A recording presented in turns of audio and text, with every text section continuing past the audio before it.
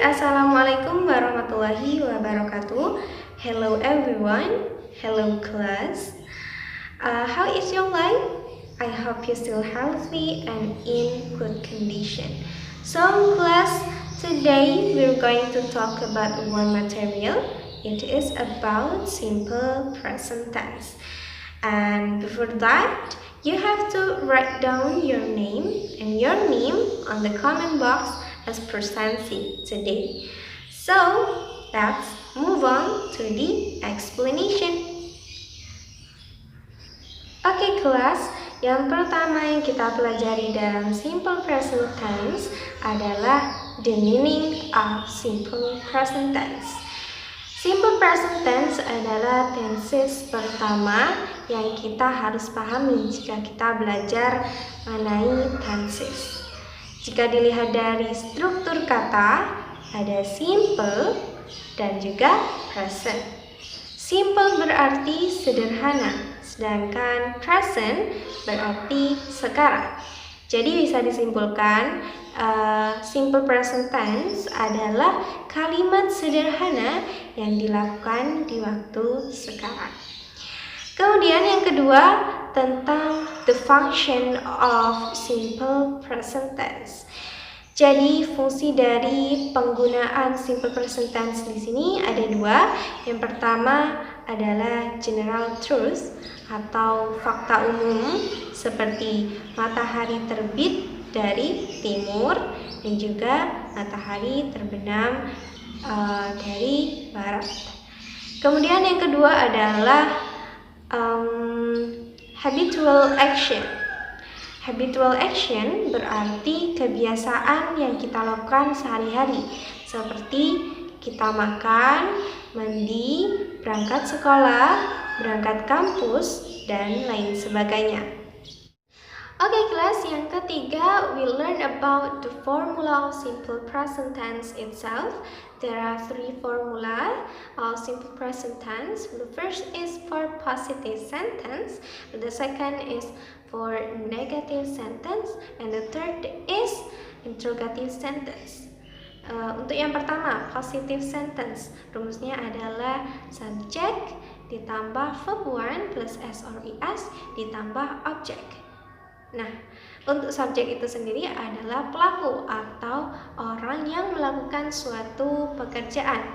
Dalam bahasa Inggris, subjek itu ada I, aku, you, kamu, they, mereka, we, kita, he, dia laki-laki, she, dia perempuan, dan it yang menunjukkan kata benda. Kemudian kita pindah ke verb 1 yang ditambah s or is. Verb 1 adalah kata kerja bentuk pertama. Nah, di sini kenapa ada tambahan s or is? Nah, ini dia ketentuan dari simple present tense itu sendiri. Verb yang ditambah s or is adalah untuk subjek yang he, she, dan it. Dan juga untuk kata benda yang menunjukkan bahwa kata benda itu tunggal. Oke? Kemudian untuk contohnya, kita beri contoh I play a game. Aku bermain game. Bagaimana jika subjeknya diganti dengan she, he, atau it? Maka jadinya she plays a game. Seperti itu ya. Oke, untuk yang negative sentence, rumusnya adalah subject plus do not atau does not, atau kita menyingkatnya dengan don't, dan juga doesn't ditambah verb 1 without s or is ya, kemudian ditambah object. Oke. Do and does di sini adalah auxiliary ya.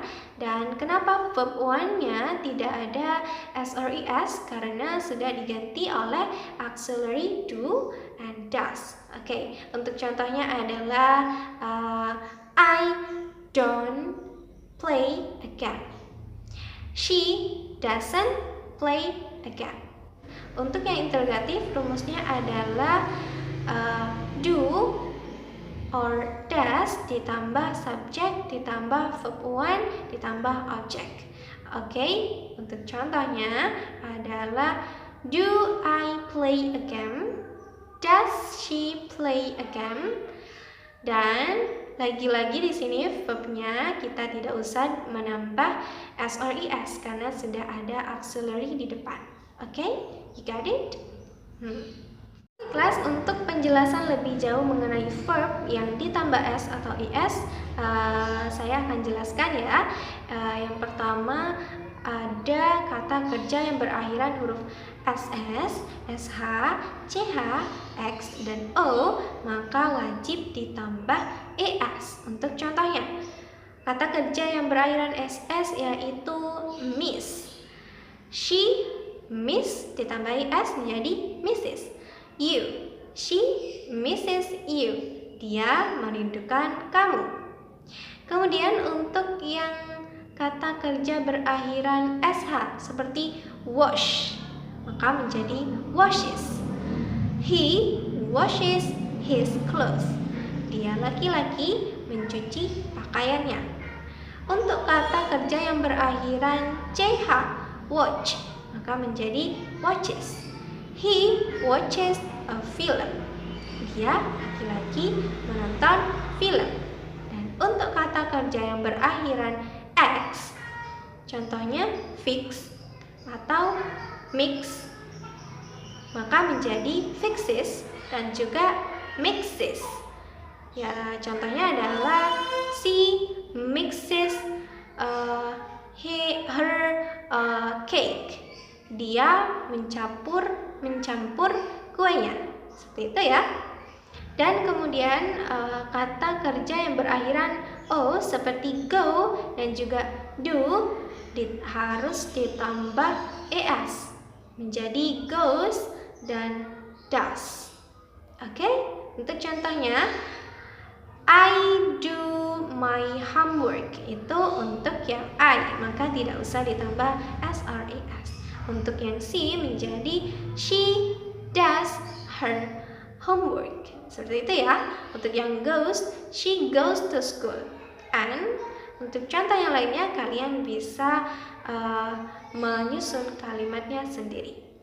Kemudian yang kedua adalah kata kerja yang berakhiran huruf y tetapi sebelumnya ada huruf konsonan seperti fly, maka wajib ditambah es menjadi flies. A bird flies on the sky. Burung itu terbang di angkasa atau di langit. Yang ketiga adalah kata kerja yang berakhiran huruf y tetapi sebelumnya ada vokal. Seperti contohnya play, maka wajib ditambah s bukan es. Seperti contohnya she plays a doll, he plays football, he plays badminton, and others.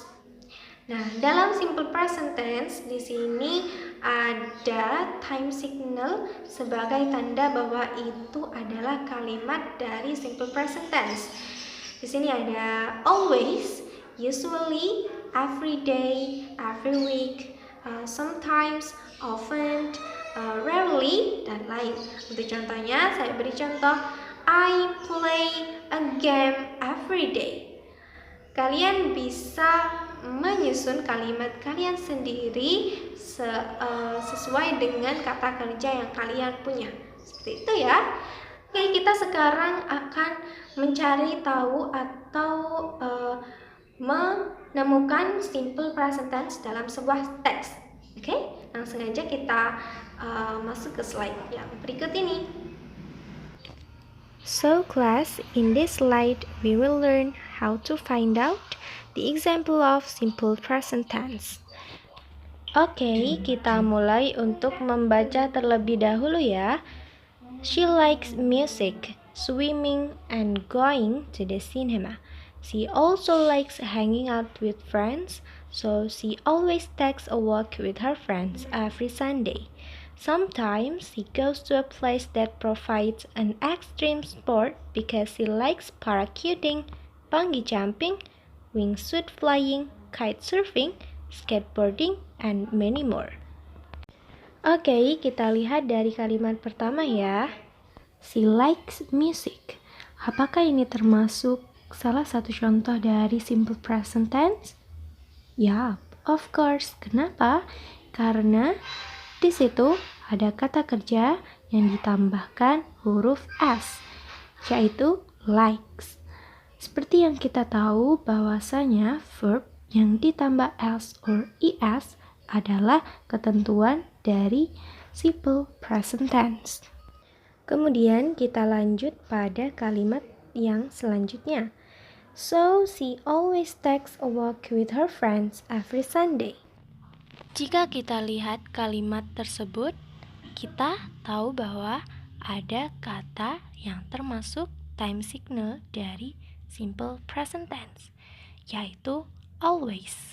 Dan kata selanjutnya menunjukkan verb yang ditambah S, yaitu takes, karena sebelumnya ada subjek yang berupa she.